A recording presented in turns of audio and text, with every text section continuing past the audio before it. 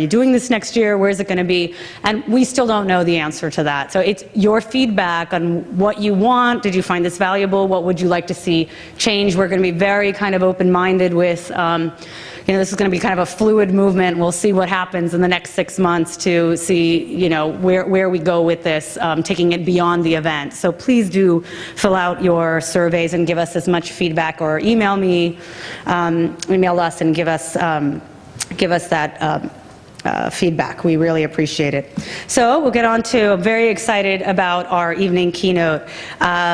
This is on this. Our evening keynote is, I love the title, so Georgia on my mind, domestic sourcing case study on the largest state IT transformation project in the U.S. Like to thank, we are really honored to have Calvin Rhodes here with us, who is the CIO of Georgia. Mr. Rhodes came to state government in January of 2011 from Paladin Investments, a private investment company he established and served as its managing partner. Prior to starting his own firm, he worked for the Fulton Paper Company for 27 years, where he had various roles from Executive Vice President, Chief Information Officer, and Vice President of IT, so very familiar with our space. Governor Nathan Deal named Mr. Rhodes to lead the state's public-private partnership IT transformation and consolidation effort. This effort is more than $1 billion program. It's the largest state, as I said, the largest state government IT transformation project going on currently. Now more than 60% done, so he's right in the middle of it, and he'll talk us about that. This initiative is strengthening security, modernizing infrastructure and networks.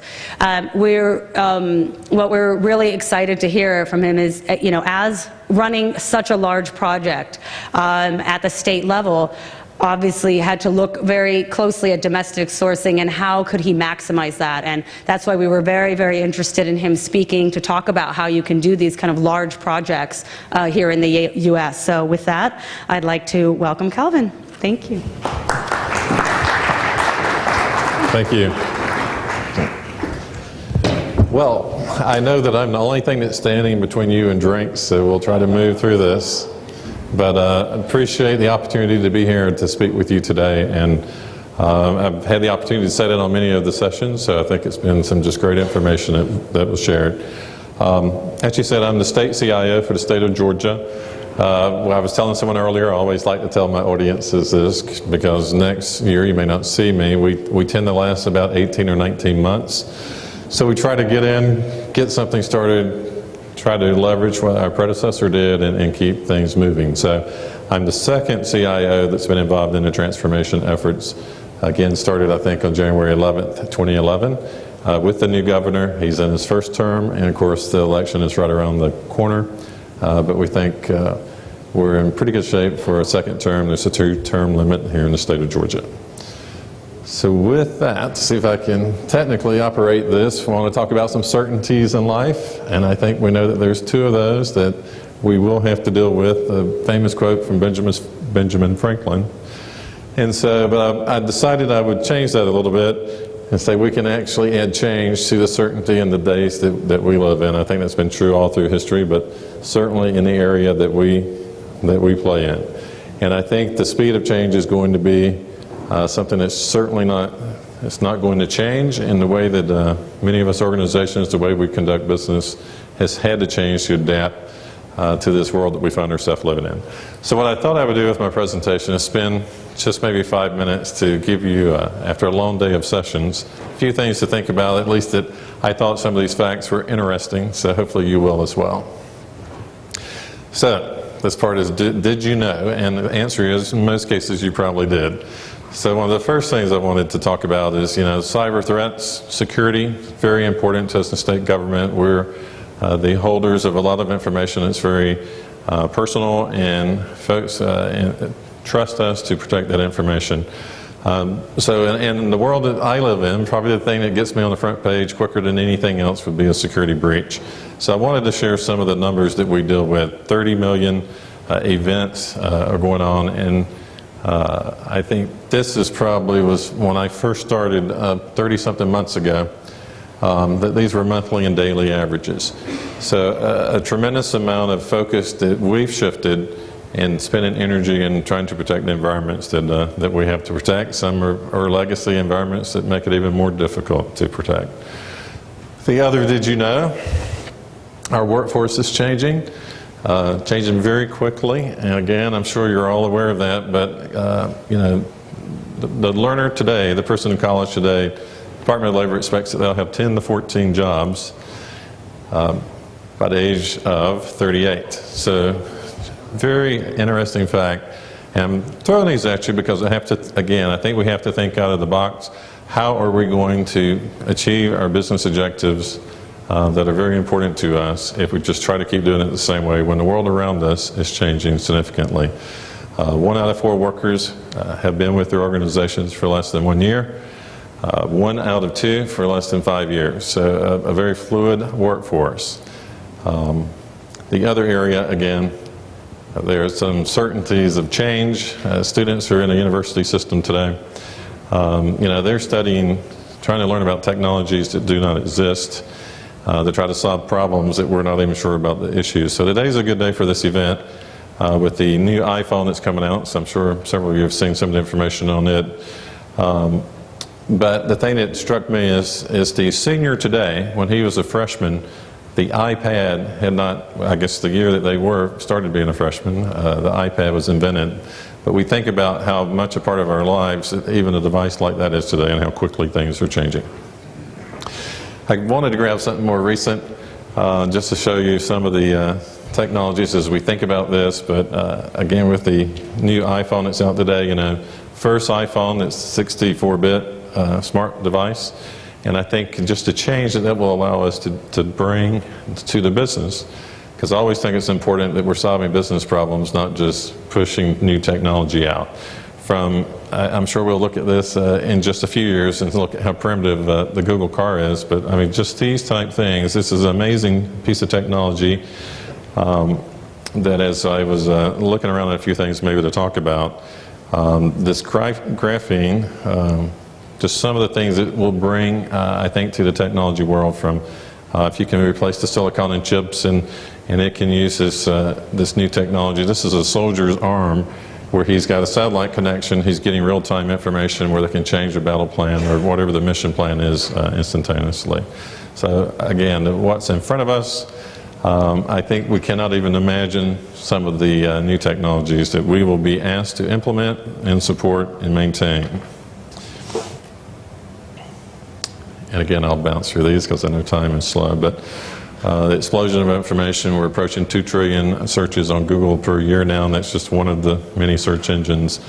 How we communicate is dramatically different from where it was just a few years ago. So again, I think this is key. I had the opportunity to have a conversation at lunch today with you with Teradata, and we talked about, we were talking about the explosion of information, and when you put that in context, just how quickly it's growing and some of the unique things. I know one of the areas that I'm working on in the state government is the fraud and abuse area, where we're trying to figure out how do we leverage the information that we have to try to identify that and stop it before it actually happens. So, why am I spending this time telling you all this? Well, I think change is happening, and we can sit around and try to do business the same old way, or we can try to adopt new approaches. And in the state of Georgia, we said that there was certainly a need to do things differently. Before this pace of change had increased so much, we weren't doing a very good job of managing the store as it was. So we decided that an outsourcing with a very strong focus on domestic sourcing was very important for the state of Georgia to try and move the bog significantly in a short period of time. So we've spent a few moments about some of the things that we have learned, some of the advances that it has given us. In life, there's no silver bullet, so we swapped out some of our problems. But even though we're dealing with issues along this path of trying to move through all this work, we're at least seeing the accomplishments as we move down the road. I think we're approaching now 70% of our 55,000 task items that need to be complete. Still working to make sure the August-September timeframe that work is finished. and then I can hopefully have served my time and move on to do something else. So, but this is where we started. Again, we weren't getting the basics handled across the state. I think a picture is worth many words, but we just have a number of data rooms that were spread across the state in varying levels of sophistication. Folks ask, is there any one type of technology that we're using? And I know that when someone spoke earlier today, they talked about the number of different languages that they were using. I think we probably have everyone in our state government, from the COBOL to just all over the place. So I thought I might give you a little bit of context about the size of state government here in Georgia. GTA, which is the agency that I'm associated with, is the Georgia Technology Authority. That's our regulatory and policy arm, as well as the delivery service. So when we're talking about the outsourcing, we focused on the infrastructure and managed network service piece, and also the voice. GTA had been very involved in delivering dial tone across the state for many years. We managed the mainframe and the data center. We're a federated model when it comes to the application side, so other than some enterprise applications, most agencies, the business handles their application development and support. So of course we work as a team, because typically when there's an outage, or we're trying to determine where in the system that we're having an issue. We spend probably a little less than $200 million a year on the infrastructure piece. When we add the managed network services, it comes to a little north of $200 million a year. And then spend a little less than $1 billion a year in the combined stack. So, in the last administration, Governor Perdue had authorized a study to look at why, I guess I'll go back to Georgia. I had a hurricane blow through, and we ended up with a data center that was not located in the best place. There was water issues, systems stopped running. We were not checking diesel fuel for if it was growing cultures, and so anyway, what should have been supporting the state's infrastructure stopped working. So it was very apparent that what we thought we were doing a decent job at was not very good, and then there was other areas spread across the state that we knew were even worse. So we're carrying way too much risk. Decided that we needed a skill set that we probably couldn't afford to hire directly, and again started looking for avenues to correct this. And so just many issues that I don't think would be uncommon as you were looking in this area, from aging infrastructure to again just failing to we swap out state CIOs fairly frequently. IT directors across the state tend to move around quite a bit as well. So everyone was bringing what they felt most comfortable with. So standardization does not exist, and that's one of the things we're trying to push through the culture. And I won't read all these to you, but I'll talk a little bit about the process, how we got to our outsourcing. Again, Governor Perdue initiated the 2007 IT assessment. It showed you many of the items earlier. And so then we started a state procurement process, which can be lengthy. We do have the opportunity to try to narrow the list, so we're not trying to evaluate hundreds of proposals, that we can get them to a more manageable list. But in 2008, we completed the procurement and awarded our outsourcing to two different vendors. One was IBM, the other one's AT&T. So IBM with the infrastructure piece, and AT&T with the managed network service area. And so then we started the handing off those services to the providers. That happened very quickly, and then started this work of transformation, trying to modernize our environment. There was, as I think other states that have tried to do all of this at one time, soon found that it was much more difficult than any of us had imagined. And so had a couple resets, and when the new administration arrived, we were evaluating how can we improve this process and move it in a much better direction. And so had solved with both teams, the new administration and prior administration, working together, along with the service providers, identified what was not working for us, and started moving again ahead, and then trying to move as quickly as possible to make up for lost time. So goals, we certainly wanted to consolidate and virtualize our environments. We wanted to make sure that we had a secured state data, both from a data center, but also from a logical standpoint, that we were standardizing how we were doing that. We adopted FISMA standards for our overall security that we were looking to achieve, but in state government, everything is not always that simple. So we also adhere to, we have IRS data that our state revenue department uses, so we had to adopt the IRS 1075 rules. We had CJIS data, which is the crime data. So again, as we keep layering all this complexity on, and then probably the HIPAA information that the state's involved with from, we have a large prison population that we're providing health care to. We've got juvenile justice. There's lots of areas where we're actually the direct medical providers before we even get into the health agencies that have a tremendous amount of data that must be secure. So again, a complex environment that we're trying to make sure that today's services are stay stable and running as we go ahead and try to move those into these new environments. So one of the things I like to talk a little bit about to give you some context, we're responsible for any local or state trooper who stops a car on the side of the road. They need to know if that person in that automobile is a threat to them. So those systems are high impact systems, and they need to work all the time. So we have a number of those systems across state government that we're responsible for working with the agencies to make sure that those systems are up all the time. I wanted to give you a little summary of the contracts. The IBM contracts, you can see here, it was an $873 million contract. It's over an 8-year period. We've got, I think we're approaching a year 5 at this point.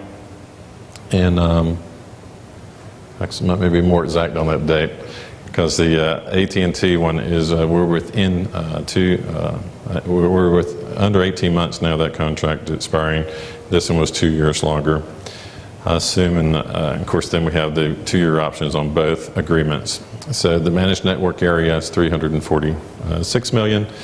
I thought on day one that probably a prudent thing for me to do was grab the contracts, read them, get familiar with that, and so that I could be pretty informed about what we were trying to work with our service providers.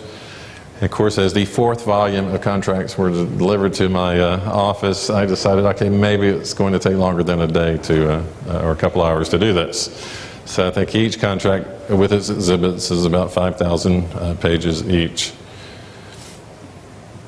And then the state also, one of the benefits where we had areas that we needed to shore up, did not have those dollars available in the state budget to do that.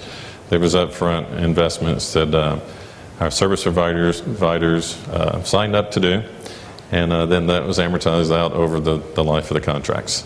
The base case, assuming we had no growth, showed a $181 million savings over the life of the contracts.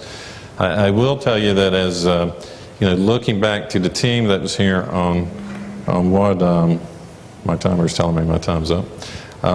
When we were looking at our goals, you'll notice that cost savings was not one of our goals. We knew that we had so many issues that needed to be solved that we were actually trying to, if we could achieve all these things and spend the same amount of money, that would be a positive thing for the state. The chief technology officer for the state, who was actually here when the contracts were signed, he said, tell me how I can provide disaster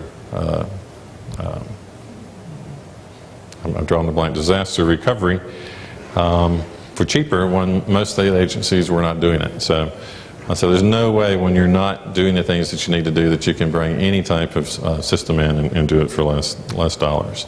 That is one of our things that we're very proud of, is the disaster recovery area. To give you some scope of the agencies, we serve about 1,400 state agencies and local governments. Local governments are at-will customers, so they buy from us because they choose to. A lot of those are spread out every corner of the state.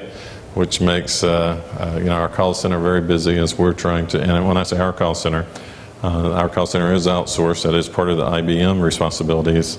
Happens to be located here in Smyrna, Georgia. But to give you a feel for the size of our enterprise that we're working with, we did not try to attack all of state government at one time.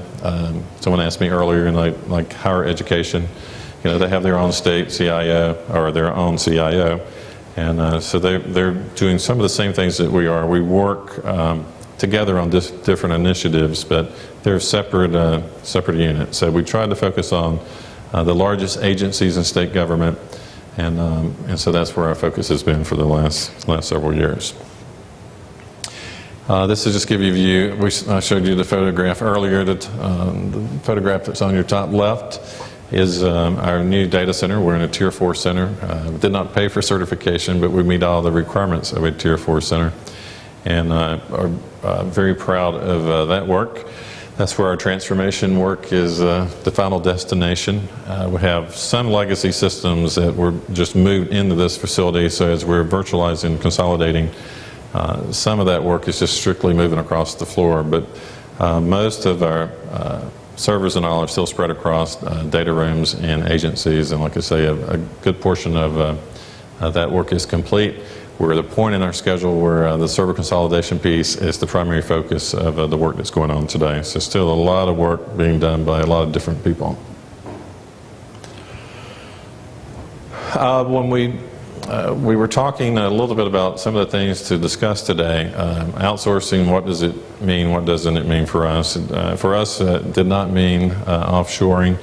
I made a few additional notes here. Why would it not include offshoring? Well, I think you'd understand there's political pressures that would make that a more difficult decision. When this was done, the group was not told not to do any of that, but if jobs at the state was actually performing directly, we wanted those jobs to be performed in the U.S. If we were adding new additional services, we had the opportunity to do some of those offshore. The difficulties is the state, as I mentioned, some of the regulatory requirements. IRS is not going to let us even let someone touch data from a remote offshore site. Other issues that made us focus more on the domestic opportunities in the outsourcing. Some of our CJIS, the current crime data, requires that only a U.S. citizen be able to touch that information and systems that support it. Across everyone who touches any state system, background checks are required. There's privacy concerns. We have sensitive information. Again, especially in the public safety area. Since 9/11, our work that we do with Homeland Security, if you want access to that information, there's a lot of requirements there that they want to make sure that information is protected. And some of these I know other speakers today have talked about, the state competing for talent with budget issues.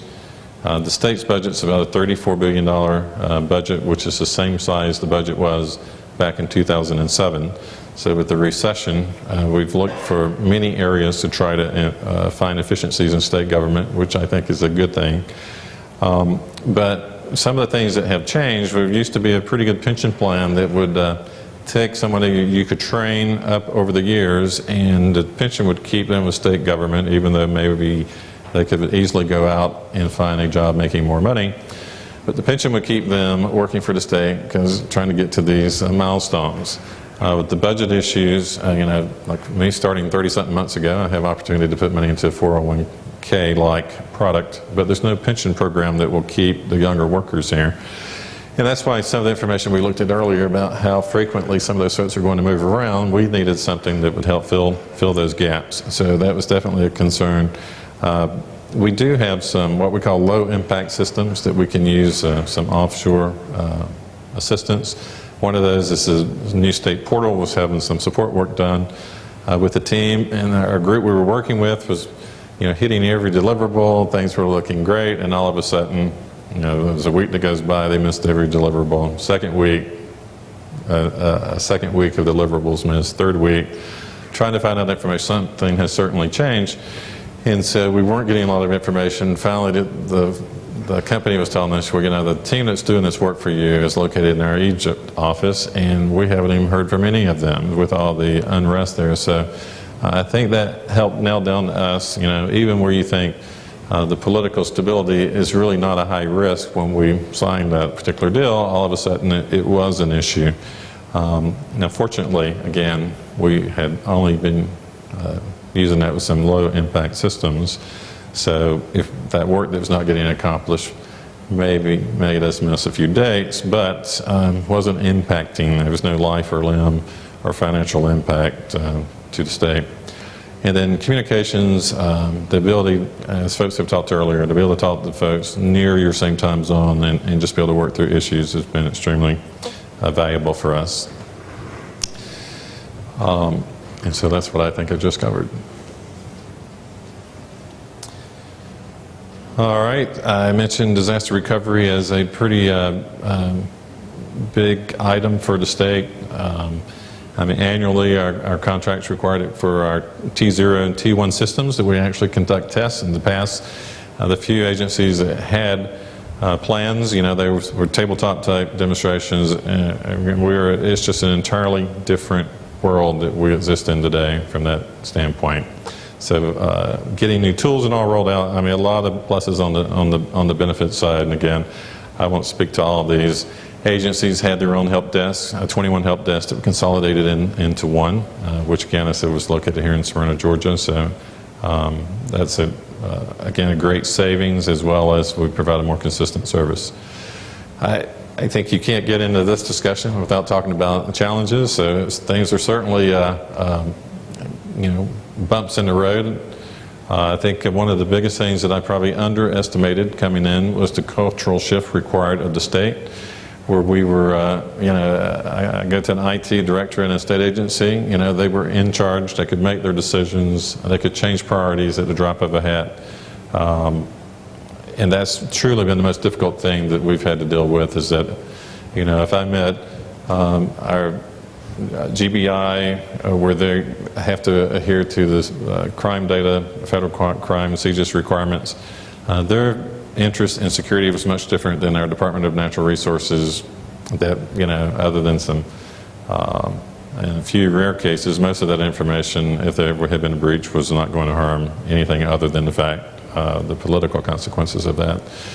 So, as the comment someone said earlier, so we had to pick a point. So the rising tide moved all of the boats up. So you get in a situation where some agencies feel like they're subsidizing the work that was needed for others. The legacy environment was certainly much more complex and more difficult to move through, time-consuming.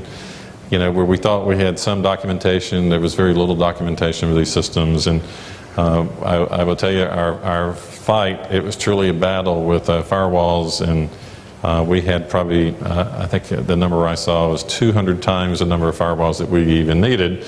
But just the complexity, as people would need to do something and find out that the firewalls in their agency were just too complicated for them to touch, they would just add new ones and try to work around a problem rather than fixing it. So we've had to deal with all those type issues. When this contract was signed, couldn't have been at probably a worse time from a financial standpoint. Signed contracts, the economy started sliding away. We were into a fixed arrangement, so all the agencies around us were taking pretty significant budget cuts, and we're pushing ahead, spending money, and of course that impacted, I think, our cultural shift as well. I won't go through all these. Transparency, the fact that we could have a very clear, precise view into the dollars that we were spending in the IT infrastructure and network area. We don't have as clear insight into the application area. That's self-reported numbers that I shared with you earlier. The state of Georgia is on a program-based budgeting, so all of it sort of gets lumped together. So I can tell you that that's positive when you're trying to make decisions. But when your number is the one that's the most visible and with the legislature, and you're trying to tell them for this particular agency why the number went up or down, it's more or less the up numbers that would get us into lots of time in front of hearings during the budget process. And so, again, what does all this mean? We've got to adopt new tools, which I view sourcing as a tool that we can use to fight all of the things that are changing around us. And that was truly the message I wanted to deliver to you today. And I'm happy to take questions around some of the more specifics of what we're doing in the outsourcing area for the state. Can you talk about a little bit of your modernization project that's 8 years long? Things are changing as you're going. And can you talk a little bit? I was particularly interested in the server consolidation. And when you said you were moving to services model, are you starting to use more cloud, or how have you kind of gone through some of those steps on that part of the engagement? Because so much has changed in the last 2-3 years. Okay. Repeat your question. So I'll say the question here is Thank you. that technology's changed a lot in the time that we signed contracts. We're a good 4.5 years into those contracts, actually trying to implement. And all this change is going on around us, and we've been head down trying to move through server consolidation. And so the question was, we're looking at cloud and some of those type things. I would say probably up until the last 6 months, we have just been pushing forward with what we had, and just trying to get the basics handled and get everything to a standardized environment so that we could begin to start looking at some of those other options. One of the things that kept some of the pressure off from looking at cloud is, the federal government. I think Los Angeles would be a good example where they were looking to do email, something that I won't say is straightforward because it depends on where you're coming from, but it would be an easier area to adopt for cloud. And I think that they're saying, well, you're A-OK, just you can't put the CJIS data, the crime data, into the cloud. That's not approved yet. And then, of course, IRS is like, well, we're good with it. Just assure us that none of our data is going to move through this area. So up into more recently, I think the state of Texas is looking to, put an email solution in. So we felt like they were being on the bleeding edge in state government, where they were fighting many of those federal battles, trying to get some clarification on what we could and could not do. It's given us a little bit of time to continue to work on our transformation work. So that is now being amended into our contracts to be able to provide some cloud solutions. Our agency is also responsible for large IT projects. So if there's a project in the state that has $1 million of cost or more, we provide oversight, even though we're not do not delivery applications. We've approved several SaaS solutions and on that where we felt like, again, it was not high impact, life and death, or would cause financial harm to the state if something happened to those systems. So today we have out for review a policy that says if you have a low impact system, according to FSMA, that as long as you notify us, you don't have to wait for a waiver to do that type of work. So I think we're gradually moving in that direction. But that certainly has been one of our areas that we would classify as a challenge, is it does take some work to define what steps are in, and then how do you get that appropriately priced in. With all of our transformation work, we did not want to continue to add other service providers until we finish that part of the work. I would tell you that we work with agencies almost on every other week basis where they're looking and wanting to discuss if there's something that a SaaS solution that meets a very specific need. So we are embracing that as well. Consolidation efforts, that has definitely been the area of this project. And I think I've got a lot more gray hair in the last 30 months, but that has, we've got there's one system that comes to mind is in one of our agencies down in the middle part of the state that we just decided there's just no way that, typically we're not shifting anything. We will stand up new hardware, and then the agency has a tremendous amount of work to actually go mitigate their applications that, were running on a server that might have been, 15 years old, and it just won't run on a new Windows server. So they have a lot of testing work, try to identify where they may have issues. We're moving to a new Oracle, I'll just say in this example, an Oracle database, and so they have a lot of work from their app side to work with us in Harmony to push through a lot of the transformation work. So that's been very involved. Again, that process includes security committees that are making sure as we move to this new environment that we're addressing many of the things that just simply used to be done in a number of different ways. And so the server consolidation efforts, I think right now we have about 8 agencies in flight. We're trying to build a couple hundred servers per month with the target of having all that work completed in January, so that then agencies will start doing, those 8 agencies will start doing all the testing with those servers. So that's at a very high level where we're at this point. So. Hey, Calvin. As you go about, the country and talking with your colleagues and peers and the other states, I guess 2 parts to this question. One, how much of the discussion do they have with you about outsourcing in general? And second part of that, any discussions around domestic sourcing and the impact of that? Okay.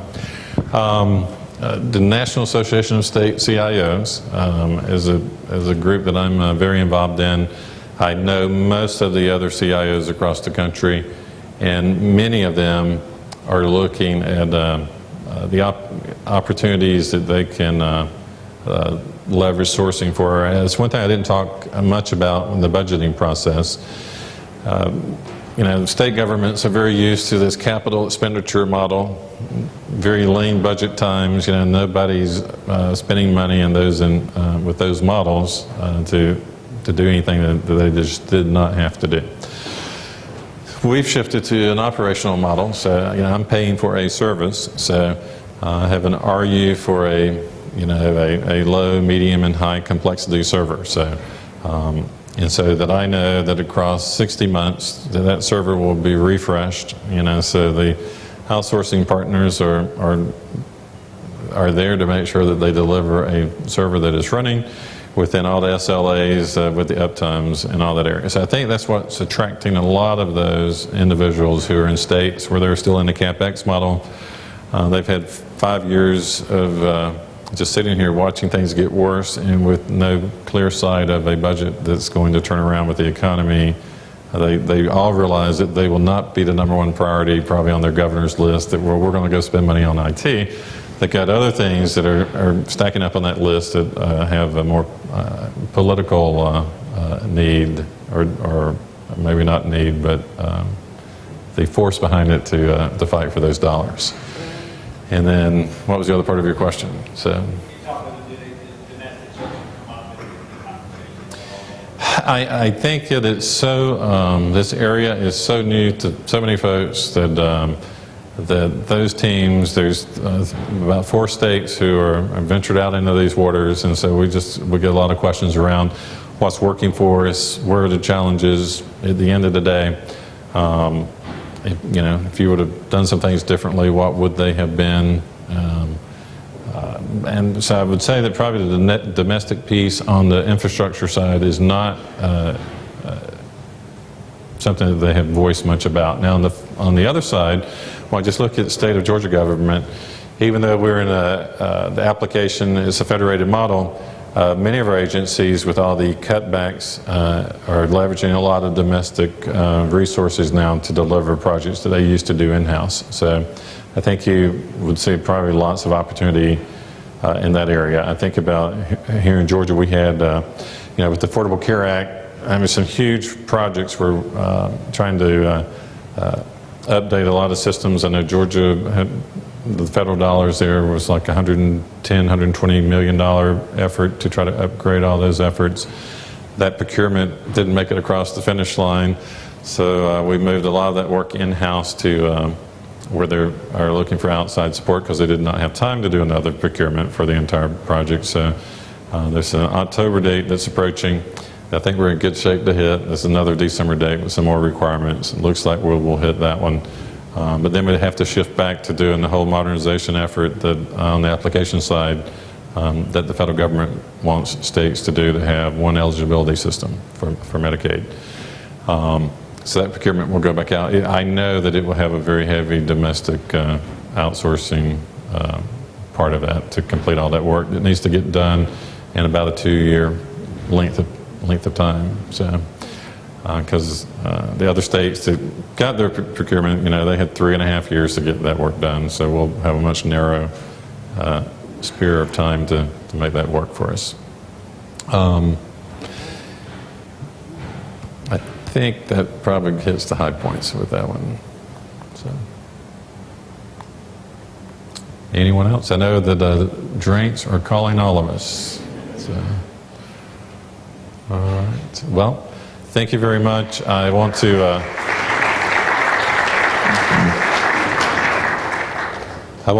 thank you for the invitation to participate here, and I think for your first conference, the number of folks that are here and the quality of folks that in this industry sector. I think hats off to all the folks who put this together. So.